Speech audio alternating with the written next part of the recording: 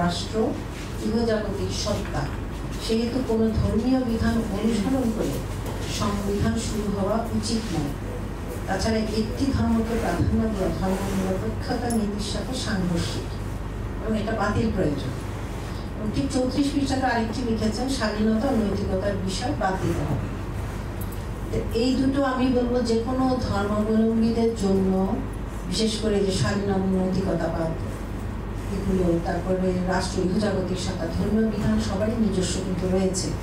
এগুলো কিন্তু প্রত্যেকের অন্যান্য ধর্মাবলম্বী এবং আমরা যে মুসলিম, এখানে 90% পর আমরা মুসলিম, আমাদের জন্য এটা খুবই প্রশ্নবিদ্ধ একটি বিষয়। এবং এই বিষয়টি কিভাবে ওনারা এইভাবে পেশ করেছেন এটা ওনাদের ব্যাপার। তবে এটা এই জন্যই কিন্তু প্রথম থেকেই নীতি যে সংস্কারের যে রিপোর্টটা, এটা করতে গেলে এখানেই মানুষ প্রথম ধাক্কা খাবে যে ওনারা ধর্ম, স্বাধীনতা, নৈতিকতা পুরোপুরি বাদ দিয়েছে।